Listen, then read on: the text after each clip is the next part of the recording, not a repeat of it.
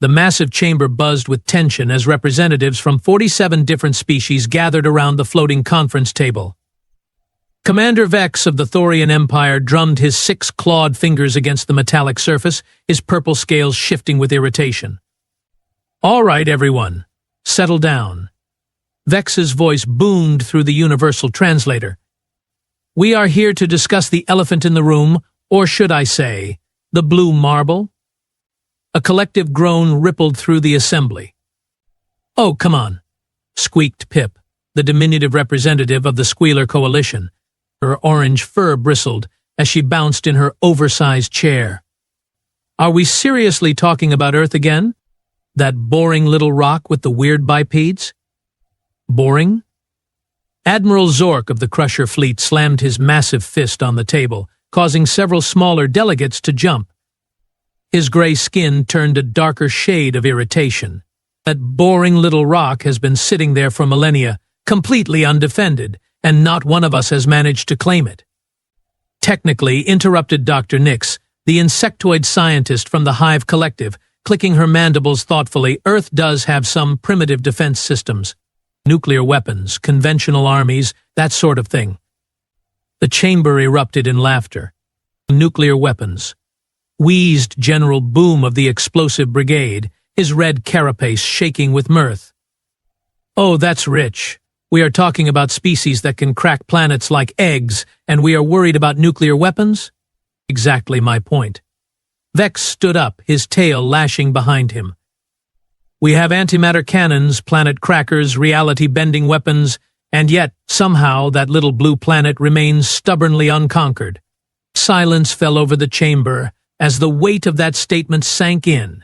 Captain Flux of the Shapeshifter dynasty raised a tentacle. Wait. Are you telling me that nobody here has even tried? I mean, seriously. Not one attempted invasion. "Oh, plenty have tried," muttered Senator Grimm from the Shadow Realm, his dark form flickering ominously. "The question is, where did they all go?" A chill ran through the assembly. "What do you mean? Where did they go?" Pip's voice had lost its cheerful tone. Senator Grimm's glowing eyes swept across the room. The Ravager Horde launched a full-scale invasion fleet 3 centuries ago. 5,000 ships, armed to the teeth.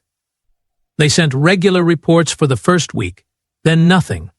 Complete radio silence.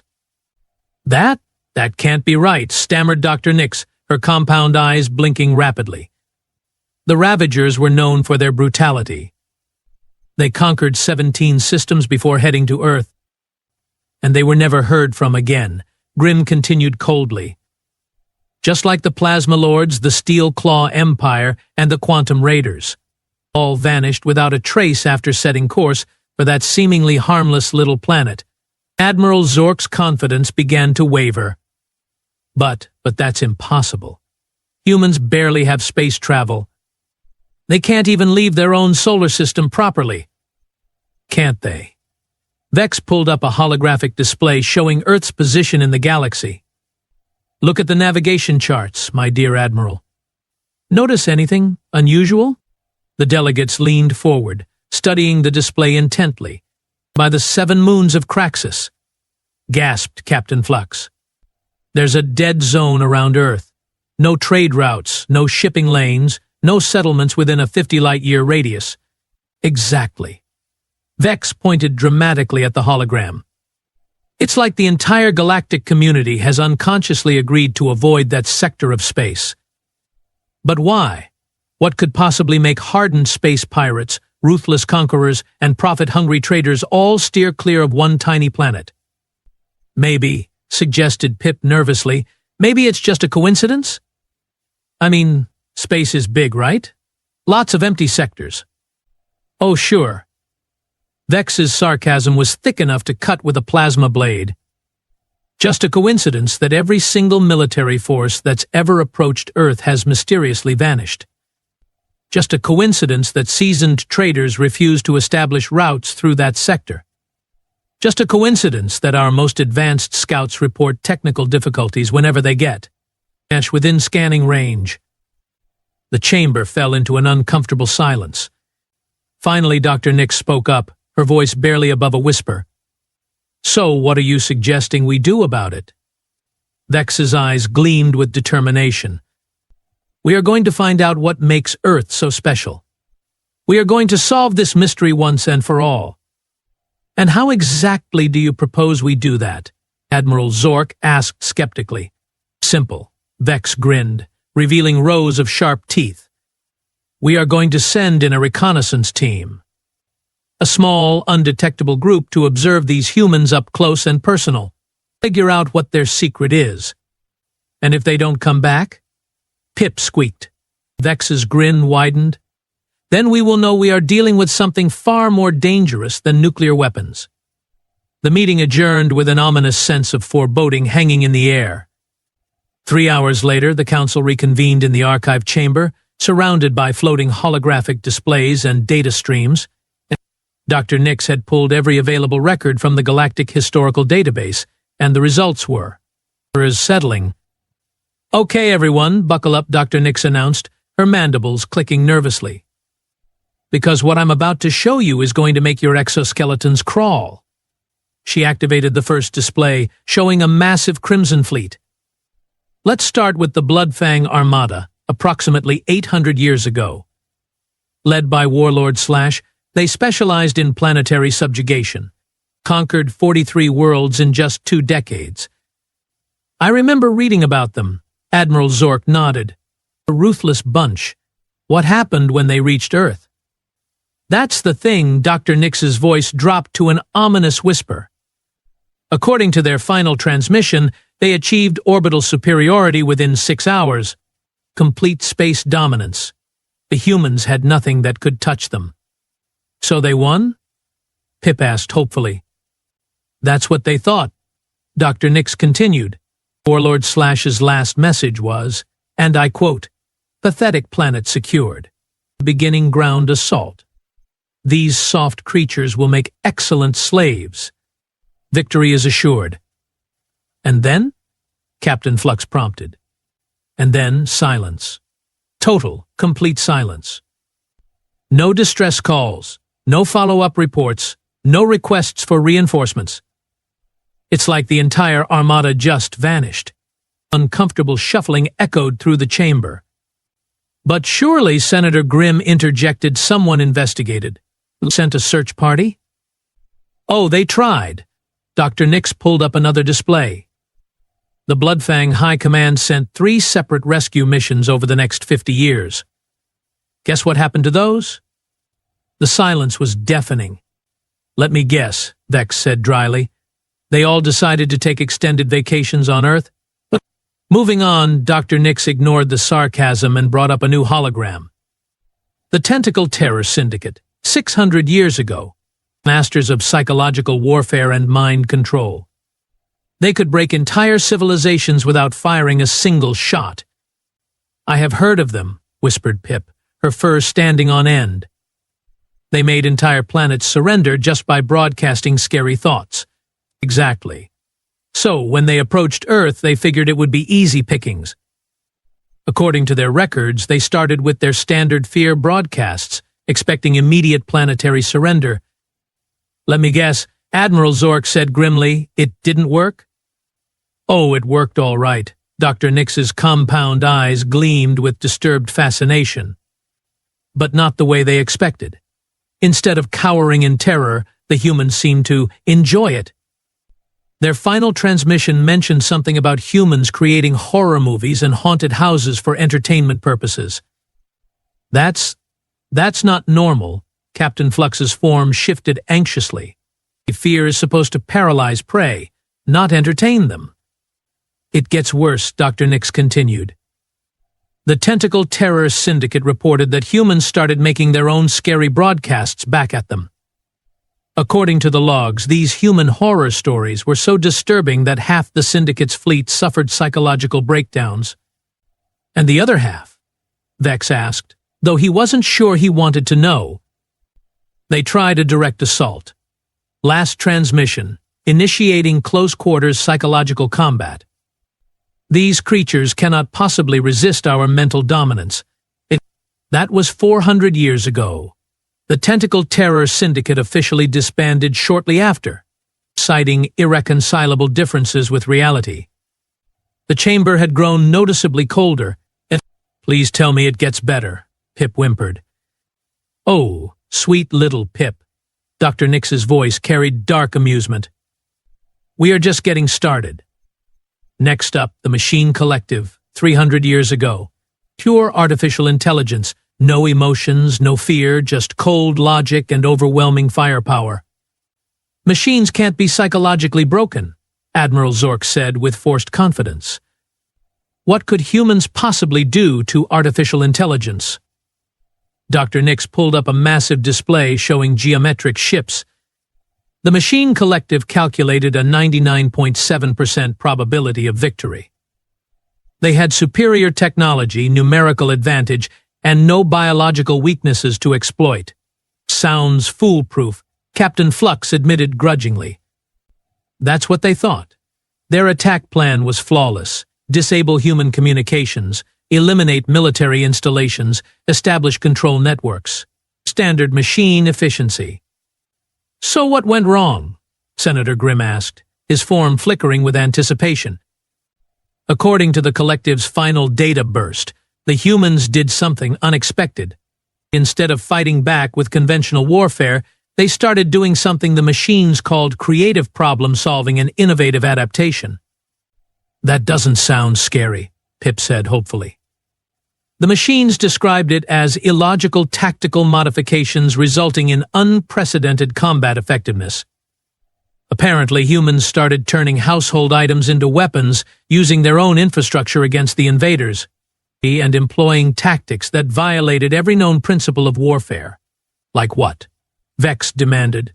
"Well, according to the logs, humans figured out how to hack machine systems using something called duct tape and determination. They also employed what the collective termed suicidal bravery and impossible morale. The final transmission was just error codes, and the phrase "does not compute" repeated over and over. "And they all disappeared too." Admiral Zork's voice was barely audible. "Every last circuit." But here's the truly terrifying part. Dr. Nix paused dramatically. 6 months later, Earth's technological development suddenly accelerated. They went from primitive computers to advanced AI in just a few decades. The implication hung in the air like a toxic cloud. "You are suggesting," Senator Grimm said slowly, "that humans somehow absorbed the Machine Collective?" "I'm not suggesting anything," Dr. Nix replied. "I'm just presenting the data. But I have got 43 more case studies just like these, spanning 8 centuries. Every single invasion force gone without a trace. And every time, Earth seems to come out better than before." The council members stared at each other in growing horror, and finally beginning to understand that they might be dealing with something far more dangerous than they had ever imagined. After the disturbing revelations from the archives, Commander Vex called an emergency strategy session. The tension in the smaller briefing room was so thick you could practically slice it with a neutron blade. "All right, listen up." Vex paced back and forth, his tail swishing with nervous energy. "We need a reconnaissance team, and we need it fast. But this isn't going to be your typical scouting mission. We are dealing with a planet that apparently eats invasion fleets for breakfast." "So what's the plan?" asked Captain Flux, his form rippling with anxiety. "It's simple. We go in small, we go in quiet, and we observe from a distance. No direct contact, no aggressive actions, no announcing ourselves with giant laser cannons blazing." Admiral Zork snorted. "Cowardly approach, if you ask me." "Nobody did ask you," Vex shot back, "and considering that every brave approach has resulted in complete disappearance, maybe cowardly is exactly what we need right now." Dr. Nix activated a holographic roster. "I have compiled a list of potential team members based on their specialties and, more importantly, their survival instincts. First candidate," she announced, bringing up a profile, Scout Prime of the Stealth Corps. He successfully infiltrated hostile territories on 17 different worlds without being detected once. A tall, lanky figure materialized in the hologram, covered in adaptive camouflage that shifted colors constantly. Scout Prime specializes in long-range observation and has the remarkable ability to remain completely motionless for up to 6 months. Perfect for watching humans without being noticed. Good choice, Vex nodded. Who else? Analyst Probe from the Data Mining Guild. Dr. Nix continued. She can process and interpret massive amounts of information in real time. If there's a pattern to human behavior, she will find it. The hologram showed a spherical being covered in sensor arrays and blinking lights. Probe has successfully analyzed 43 different species and predicted their behavioral patterns with 94% accuracy. She also has the useful talent of not panicking when faced with the unknown, which might come in handy, muttered Senator Grimm darkly. Next we have Tech Wizard from the Engineering Brotherhood. Dr. Nix brought up an image of a multi-armed mechanical being. He specializes in understanding alien technology and can reverse engineer almost anything. Why do we need an engineer? Pip asked. Because, Vex explained patiently, if humans really are absorbing the technology of failed invasion forces, we need someone who can figure out how they are doing it. Also, Dr. Nix added, Tech Wizard has a remarkable survival record. He's the only engineer to successfully escape from a collapsing singularity bomb. Twice. Impressive, Captain Flux admitted. Anyone else? Last but not least, Medic Swift from the Healing Alliance. The hologram showed a graceful bird-like creature with multiple medical appendages. She specializes in xenobiology and emergency medicine. Medical support? Admiral Zork looked skeptical. Are we expecting casualties on a simple observation mission? Admiral, Vex said grimly, at this point, I'm expecting everything. If our team runs into trouble, I want someone who can patch them up and get them home alive. Swift also has extensive experience treating psychological trauma, Dr. Nix added quietly. Based on what happened to the Tentacle Terror Syndicate, that might be more important than physical medical care. A sobering silence fell over the room. So that's our team, Vex announced. Scout Prime for stealth observation, Analyst Probe for data interpretation, Tech Wizard for understanding human technology, and Medic Swift for keeping everyone sane and healthy. What about leadership? Asked Senator Grimm. I will be leading the mission personally, Vex declared. This is too important to delegate. And if you don't come back? Pip's voice was barely a squeak. Vex grinned that unsettling toothy grin again. Then you will know we found something worth staying for, or something that didn't give us a choice in the matter. Dr. Nix pulled up the mission timeline. The team will deploy in a modified stealth ship equipped with advanced sensors and cloaking technology. Estimated travel time to Earth, 12 days. The mission duration, 30 days of observation, then mandatory return regardless of findings. Mandatory return? Tech Wizard's mechanical voice crackled through the comm system from the engineering bay. What if we need more time? No extensions, Vex said firmly. 30 days, then we come home. I'm not adding our names to the list of missing fleets. The team was assembled, the ship was prepared, and the course was set. As they departed the station, none of them realized they were about to discover why Earth had remained unconquered for so long. The answer was far more terrifying than they could possibly imagine. 12 days later, the stealth ship Silent Observer hung in Earth's shadow, its cloaking systems humming quietly. Commander Vex stared at the blue-green planet through the viewscreen, trying to suppress the uneasiness crawling up his spine. Okay, team, he announced, we are in position. Scout Prime, deploy your observation drones. Let's see what makes these humans tick. Scout Prime's camouflaged form shimmered as he activated his equipment. Drones launched, Commander. Establishing visual contact with O. O? What kind of O is that? Vex demanded. The confusing kind, sir.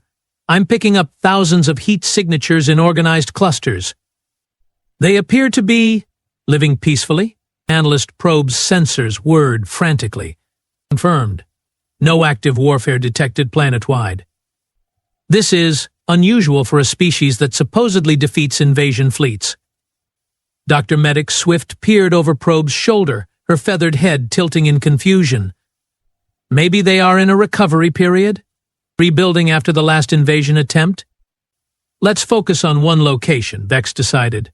Scout Prime, zoom in on that large settlement on the eastern continent. The main screen filled with images of a bustling human city. Thousands of bipedal creatures moved through structured pathways, operating primitive vehicles and entering tall structures. Fascinating, murmured Tech Wizard, his mechanical appendages clicking excitedly. They have organized themselves into complex social hierarchies. Look at those transportation systems. Primitive, but surprisingly efficient. Wait, Scout Prime's voice carried a note of bewilderment. Are they doing this voluntarily? What do you mean? Vex asked. Well, sir, I see no evidence of forced labor, no slave drivers, no oppression enforcement systems. They just seem to be cooperating with each other. Analyst Probe's sensors blinked rapidly. That can't be right. Check for hidden control mechanisms, mind control devices, fear projectors, compliance chips. Scout Prime's drones swept the area thoroughly. Nothing, Probe. No external control systems detected. They appear to be self-organizing. Self-organizing. Vex's voice cracked slightly. That's impossible.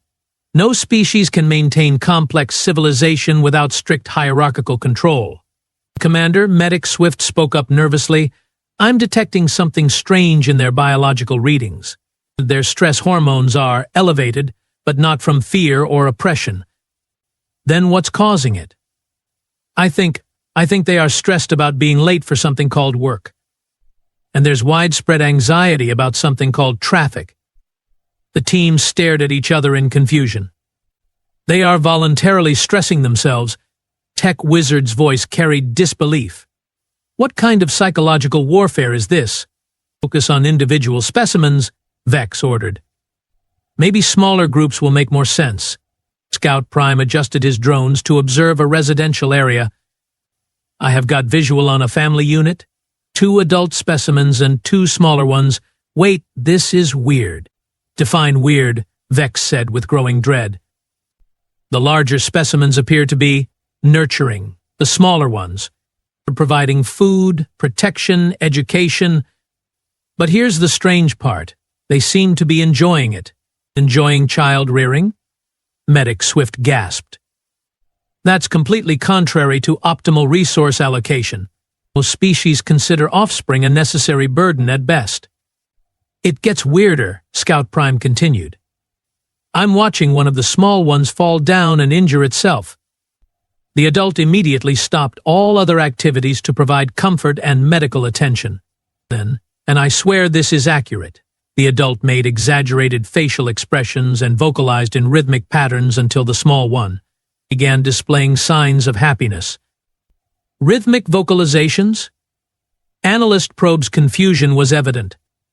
You mean like a battle cry? No, Probe. More like they were trying to make the injury hurt less by being silly? Stunned silence filled the bridge. Commander, Tech Wizard spoke up hesitantly. I'm analyzing their technological signatures. These humans have developed something extraordinary. Finally, some advanced weaponry we can understand? Not exactly, sir. They have created a global information network that allows instant communication across their entire planet. Standard stuff for any decent civilization, Vex waved dismissively. Yes, but sir, they are using it to share pictures of small furry animals. What? And videos of their offspring doing amusing things, and images of their food, and arguments about whether certain colors are actually other colors. Vex felt a headache forming behind his eyes. That makes no tactical sense whatsoever. Wait, there's more, Scout Prime interrupted excitedly. I have found a group engaged in what appears to be ritualistic combat. Finally. Show me their warrior training. The screen shifted to show humans in a large open area, chasing a spherical object and attempting to move it between 2 posts. This is their military exercise? Admiral Zork's voice crackled through the comm system from the home base. I think so? Scout Prime sounded uncertain. They are displaying remarkable coordination, physical prowess, and strategic thinking. But they are also celebrating when they succeed. And the ones watching are making loud, supportive noises. You mean they enjoy combat training? Medic Swift asked in horror. It appears so. And here's the really disturbing part. When the ritual combat ends, both sides congratulate each other and share beverages. They are fraternizing with the enemy, Vex exclaimed. That's completely against every principle of warfare. Commander, Analyst Probe spoke up quietly. I think we need to reconsider our assumptions about these creatures. What do you mean? Well, sir, we have been operating under the premise that humans are weak because they appear peaceful. But what if their peacefulness isn't weakness? What if it's a choice? The implications of that statement hung in the air like a toxic cloud. You are suggesting, Vex said slowly, that humans are capable of violence but choose not to engage in it most of the time? Look at the evidence, Commander. They voluntarily organize complex societies. They care for their young beyond necessity. They share resources and information freely. They turn combat into entertainment and competition into friendship. So what kind of species has the luxury of being peaceful by choice? What kind of creature is so secure in its survival that it can afford to be nice? Tech Wizard's mechanical voice carried a note of dawning horror. Commander, I'm detecting massive underground installations across the planet. Hardened bunkers, weapons storage, defensive networks. This isn't a defenseless planet. This is a fortress that's pretending to be a garden. And the most terrifying part, Medic Swift whispered, is that they are not even using most of it. All this defensive capability, all this potential for destruction, and they are choosing to chase balls around and share pictures of cute animals instead. Commander Vex stared at the peaceful scenes playing out on his view screen, finally beginning to understand why so many invasion fleets had simply vanished. They hadn't been defeated by Earth's weapons. They had been defeated by Earth's restraint. And that was infinitely more terrifying than any superweapon could ever be. 3 days into their observation mission, Scout Prime's excited voice crackled over the intercom, interrupting what had become an increasingly disturbing routine of watching humans be nice to each other. Commander, you need to see this right now. Let me guess, Vex replied wearily. They are sharing more pictures of small animals. Oh, sir. I have found a restricted area with massive energy signatures. It looks like some kind of training facility. Finally, Vex practically lunged toward the view screen. Show me their warrior academies.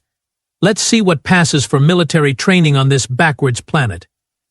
The screen flickered to life, revealing a vast desert landscape dotted with structures and vehicles. But what they saw next made every alien on the ship freeze in stunned silence. By the 7 sons of Arcturus, Tech Wizard whispered, his mechanical voice stuttering. Are those actual military vehicles? Spread across the terrain were massive metal beasts that dwarfed anything the team had expected. Enormous tracked vehicles bristling with weapons, flying machines that moved with predatory grace, and soldiers moving with precision that spoke of serious, deadly training. Analyst Probe. Vex's voice was barely controlled. Scan those vehicles. Tell me they are just for show. Probe's sensors worked frantically. Commander, these aren't ceremonial weapons. Those tank-like vehicles are equipped with kinetic energy projectiles capable of punching through reinforced armor plating. The flying machines are carrying enough explosive ordnance to level a small city. But they were chasing balls around yesterday. Medic Swift protested weakly. Watch this. Scout Prime zoomed in on a group of human soldiers. They are starting some kind of exercise. What followed was a masterclass in coordinated destruction that left the alien observers speechless. The humans moved across the battlefield like a perfectly synchronized death machine. They communicated through hand signals, coordinated air and ground strikes with terrifying precision, even demonstrated tactical flexibility that adapted to changing situations in real time. Look at that flanking maneuver. Tech Wizard's voice carried horrified admiration. They are using the terrain to mask their approach while simultaneously coordinating a pincer movement from 3 different directions. And those flying machines. Scout Prime added. They are providing covering fire while evacuating wounded personnel. The level of coordination is impossible, Vex finished grimly. No species should be able to coordinate that effectively without cybernetic enhancement or hive mind linkage. But the demonstration was far from over. Commander, Analyst Probe's voice carried growing alarm. I'm detecting something strange. These humans appear to be simulating combat against multiple enemy types. Show me. The screen split to reveal different sections of the exercise. In one area, humans were practicing urban warfare, moving through mock cities with the fluid grace of apex predators. In another, they were conducting amphibious assaults that would make seasoned space marines weep with envy. This is a nightmare, Medic Swift whispered. They are not just training for one type of warfare. They are preparing for every conceivable combat scenario. It gets worse, Scout Prime reported. I'm picking up similar facilities across the entire planet. Dozens of them. Maybe hundreds. You mean, Vex asked faintly, they are all training like this? Not all of them, sir. According to my scans, only a small percentage of their population engages in military training. But that small percentage, Commander, based on population analysis, they have millions of these trained warriors. The implications crashed over the alien team like a collapsing star. Millions? Tech Wizard's voice cracked. Millions of soldiers with this level of training. And that's just their professional military, Analyst Probe added helpfully. I'm also detecting extensive civilian training programs. Something called hunting, martial arts, and competitive shooting. It appears that combat skills are considered recreational activities? Recreational. Vex's tail lashed violently. They practice warfare for fun. Wait. Scout Prime's voice rose to a panicked pitch. You need to see this. They are bringing out some kind of specialized equipment. The view screen focused on humans setting up what appeared to be long-range precision instruments. Sniper training, Probe identified after a moment. They are practicing elimination of targets from extreme distances.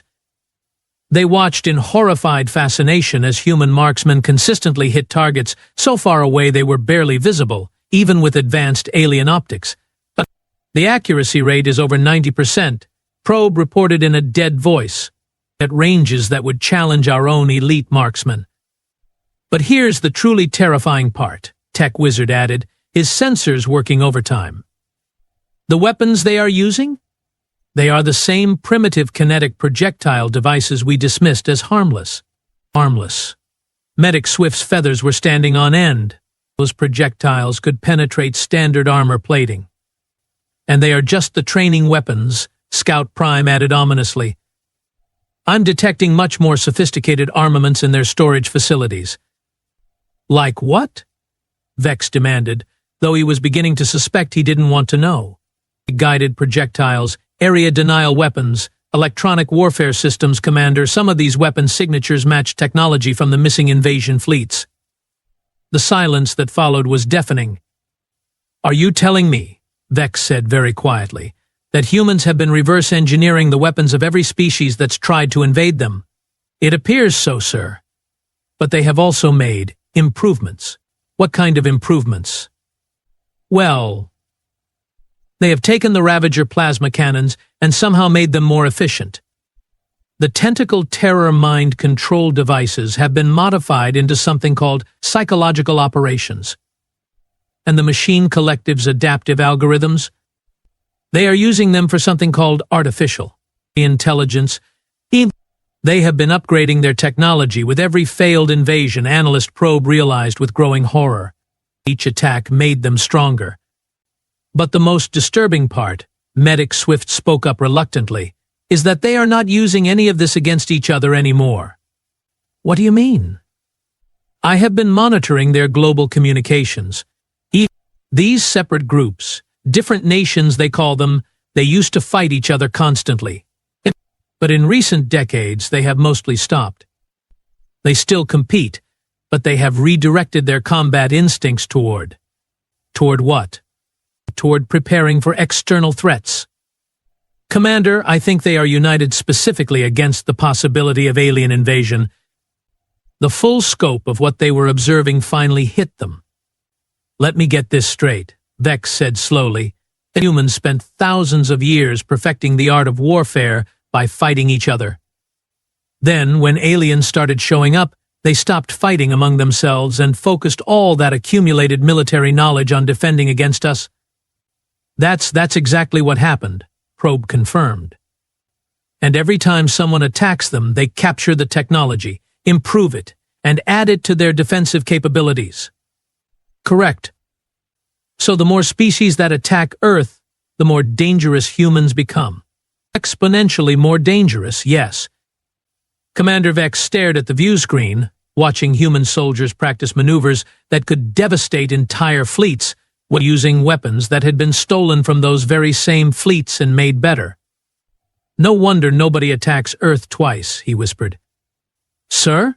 Scout Prime asked. Don't you see? Earth isn't defenseless. Earth is a trap. A beautiful, peaceful-looking trap that lures in aggressive species, captures their technology, and uses it to become even more formidable. The team watched in horrified silence as the humans concluded their training exercise. But instead of celebrating their martial prowess, they simply packed up their weapons and went home to their families.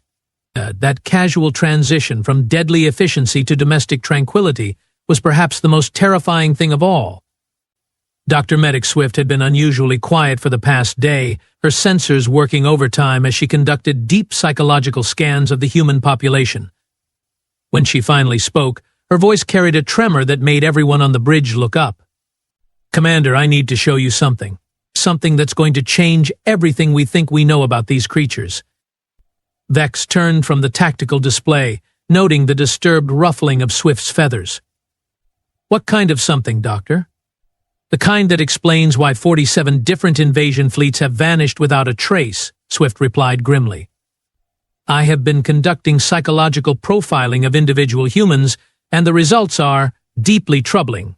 Show us, Vex commanded, though his tail was already twitching with apprehension. Swift activated her medical display, showing brain scans and psychological readouts. Let's start with stress response patterns. When faced with immediate danger, most species experience fight, flight, or freeze responses. Perfectly normal survival mechanisms. Standard biology. Tech Wizard agreed. Nothing unusual there. Exactly what I thought, Swift continued. Until I observed humans under actual stress conditions. The display showed footage of humans dealing with various crisis situations, natural disasters, accidents, emergencies. Watch this. Swift zoomed in on a scene where a building was collapsing. Normal species would evacuate immediately, prioritizing individual survival above all else. Sensible. Analyst Probe nodded. But look what these humans do instead.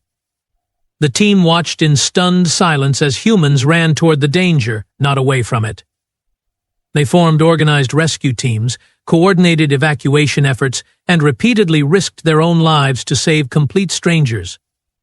That's completely irrational, Scout Prime protested. They are deliberately placing themselves in mortal peril for beings they don't even know. It gets worse, Swift said darkly. I monitored their brain chemistry during these events. Instead of panic hormones, they are releasing what can only be described as bonding chemicals. Bonding chemicals? Vex asked weakly. They are chemically rewarded for helping others in crisis situations. Their brains literally drug them into heroic behavior. That's evolutionary suicide, Tech Wizard exclaimed. Any species that prioritizes others over self-preservation should have gone extinct millions of years ago. Unless, Analyst Probe said slowly, the group survival advantage outweighs individual risk. Exactly. Swift's voice grew more agitated. But it's not just crisis bonding. I have discovered something even more disturbing. Humans possess what I can only call adaptive psychological architecture. Meaning what exactly? Vex demanded. Meaning, they don't just survive trauma, Commander. They use it to become stronger. Swift pulled up a new set of data. I analyzed psychological profiles of humans who had experienced severe hardship, warfare, natural disasters, personal loss. According to every known psychological model, these individuals should be permanently damaged, unable to function effectively. And instead they have developed enhanced problem-solving abilities, increased emotional resilience, and stronger social bonds. They literally transform psychological damage into psychological advantage. The bridge fell into disturbed silence. You are telling me, Vex said carefully, that trying to break humans psychologically actually makes them stronger. That's exactly what I'm telling you, Commander. And there's more. Swift activated another display showing human behavior patterns. I have been observing their response to competitive situations. When humans are challenged, they don't just fight back, they innovate. Innovate how? Watch this sporting event. Two groups of humans competing for territorial control of a small area. The screen showed what appeared to be a simple game involving moving an object between designated zones. Primitive tribal warfare simulation. Tech wizard dismissed. That's what I thought too, Swift continued. Until I realized they have been playing this same basic game for centuries, but constantly modifying the rules, strategies, and techniques. So? No? What? So they have turned a simple territorial dispute into a complex system for developing tactical thinking, physical conditioning, teamwork coordination, and strategic planning, all while maintaining the illusion that it's just entertainment. They are using games to train warriors? Scout Prime asked in horror. Not just warriors. Problem solvers, team leaders, strategic thinkers. And here's the terrifying part, they do this instinctively. No central authority ordering them to develop these skills. They just do it. Because it's fun. Analyst Probe's sensors were blinking frantically. Commander, I'm detecting a pattern in their historical data. Every time humans face an existential threat, they don't just survive it, they emerge fundamentally changed and more capable. Show me. Massive wars that should have destroyed their civilization instead led to technological leaps. Plagues that should have wiped them out resulted in medical advances. Natural disasters that should have scattered them brought them closer together. It's like Medic Swift added quietly, they are designed to become more dangerous the more you try to destroy them. But surely, Vex protested desperately, there must be some way to break them? Some psychological weakness we can exploit? Swift's feathers ruffled ominously. Commander, I found something else. Something that explains what happened to the Tentacle Terror Syndicate. Go on. Humans don't just resist psychological warfare. They weaponize it. They have created entire entertainment industries based on fear, horror, and psychological manipulation. They deliberately expose themselves to terrifying scenarios for pleasure. That's impossible. They call it horror movies, thriller novels, and haunted attractions. They pay currency to be frightened. They have essentially immunized themselves against psychological attack by making fear into entertainment. The bridge was silent, except for the humming of ship systems. There's one more thing, Swift continued reluctantly. I have been monitoring their communication networks, trying to understand their social structure. And they have something called Internet memes, Commander. It's a form of rapid cultural evolution where ideas spread, mutate, and adapt across their entire global population in real time. Cultural evolution? They are not just adapting physically and psychologically, Commander. They are adapting culturally at a speed that shouldn't be possible. They can collectively learn from any experience, anywhere on their planet, almost instantly. Tech Wizard's mechanical voice carried dawning horror. Commander, do you realize what this means? Enlighten me. Every invasion attempt doesn't just teach humans how to fight that particular enemy. It teaches them how to fight every possible enemy. They are not just capturing our technology, they are capturing our tactical knowledge, our strategies, our weaknesses. And they are sharing all of it, Probe added, across their entire population through their communication networks. Commander Vex stared at the peaceful scenes of human daily life playing on his view screen, finally understanding the true horror of what they were facing. Humans weren't just dangerous because they were strong or well-armed. They were dangerous because they were perfectly designed to become whatever they needed to become to survive, and every attempt to destroy them only made them better at being indestructible. Commander Scout Prime asked quietly, "What do we do with this information?" Vex was quiet for a long moment, watching humans go about their seemingly innocent daily lives, now knowing the terrifying potential that lurked beneath that peaceful surface. "We make sure," he said finally, "that nobody is ever stupid enough to attack them again." Tech Wizard's mechanical appendages clicked nervously as he accessed Earth's historical databases. "Commander, I have managed to tap into their information networks. You are going to want to see their historical records." "Please tell me it's good news," Vex said, though his voice suggested he already knew better. "Define good news, sir. Because if you mean information that will help us sleep better at night, then no. Absolutely not." The main display activated, showing a timeline stretching back thousands of years. Tech Wizard's voice carried mechanical distress as he began his report. "I started with recent history, thinking maybe humans were naturally peaceful and only became dangerous recently. That was a mistake, Commander. Show me." Let's begin with what they call World War II, approximately 80 years ago. The display filled with images of massive armies, mechanized warfare, and global conflict. This was a planetary war, Commander, not regional disputes or territorial skirmishes. The entire planet was engaged in coordinated warfare. "Planetary warfare?" Scout Prime whispered. But they barely had space travel. How could they coordinate global military operations? Very effectively, apparently, Tech Wizard continued grimly. They mobilized over 100 million soldiers, developed advanced aircraft, submarines, tanks, and something called radar technology, all while maintaining massive industrial production to support the war effort. Analyst Probe's sensors were working frantically. Tech Wizard scanned backward. How long had they been preparing for conflicts of this scale? That's the terrifying part, Probe. This wasn't preparation.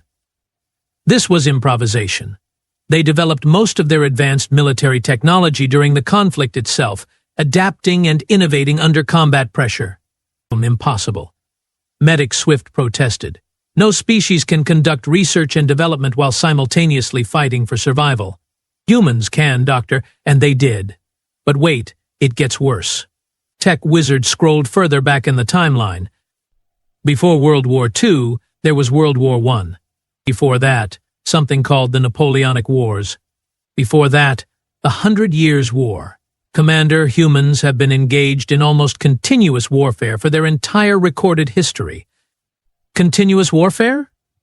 Vex's voice cracked. For how long? Thousands of years, sir. And not just small tribal conflicts. Large-scale, sophisticated military campaigns involving millions of participants, complex logistics, and advanced tactical coordination. The display showed battle after battle, war after war, each conflict more elaborate than the last. Look at this. Tech Wizard highlighted a particular conflict, the Roman Empire.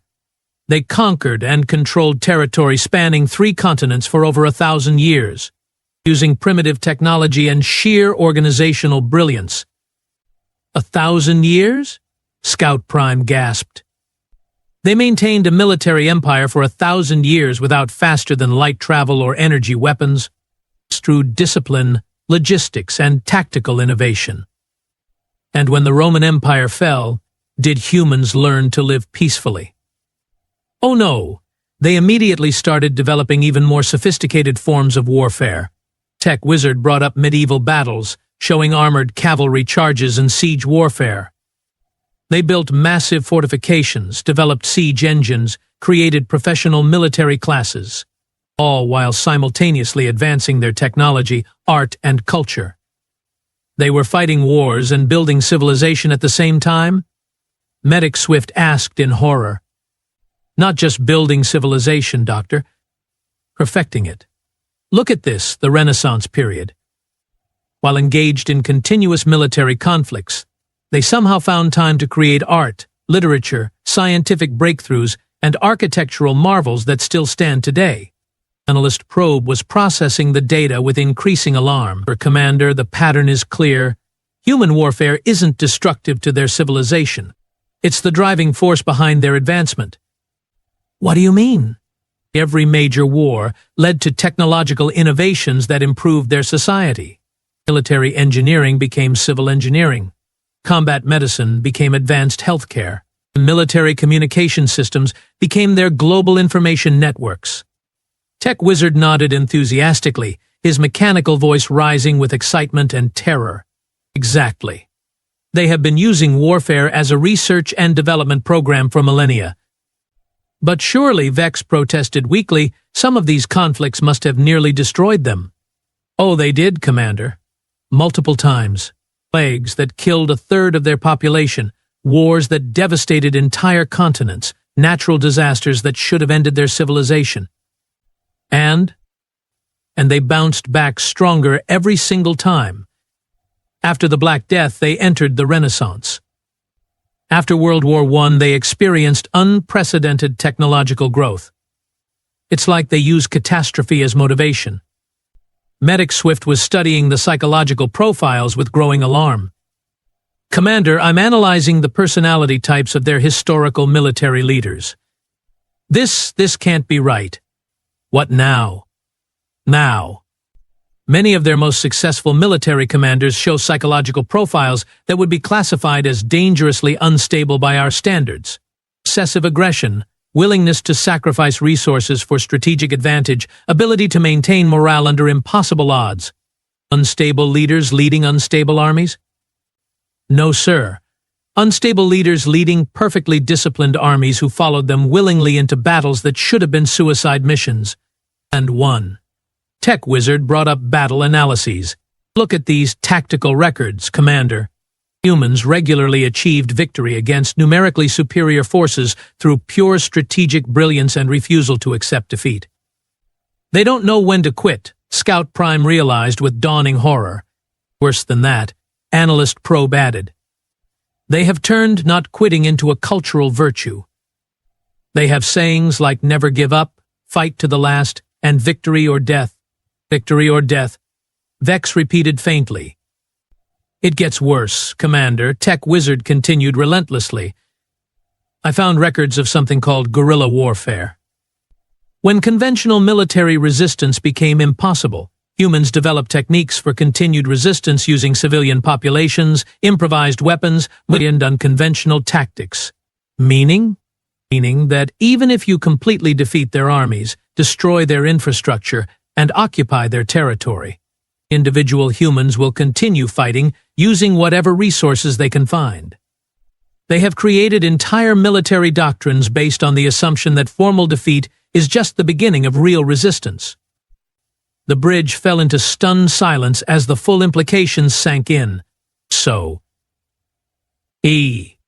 Vex said slowly, every species that's ever tried to invade Earth was essentially challenging a planet full of beings who had spent thousands of years perfecting the art of warfare, who consider catastrophic defeat to be merely a temporary setback, and who will continue fighting with improvised weapons even after their civilization has been destroyed.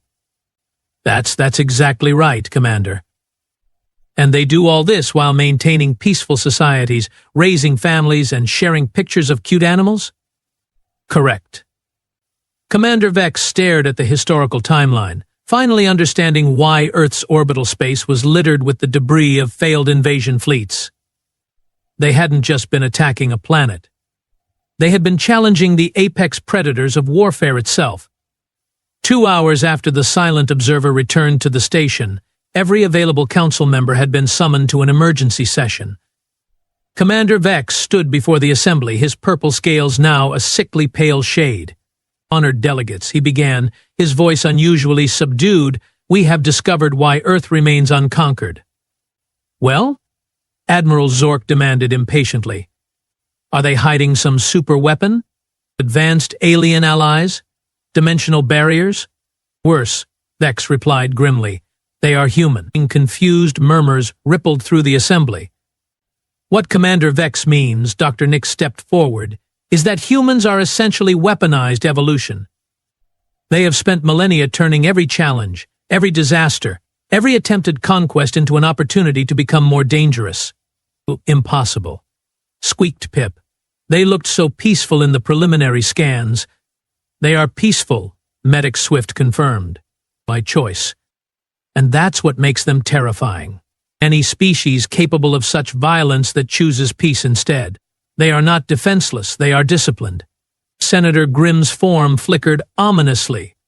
So what do you recommend? Commander Vex looked around the chamber at 47 different species, all of whom had probably entertained thoughts of claiming Earth at one point or another.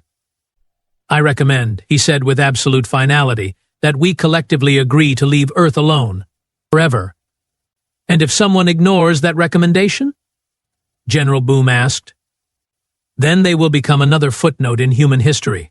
Another failed invasion that made humanity stronger, more united, and more prepared for the next fool who thinks a peaceful planet must be a weak planet. The chamber fell silent as the delegates absorbed this information. Motion carried, Senator Grimm announced. Earth is hereby designated as a protected system.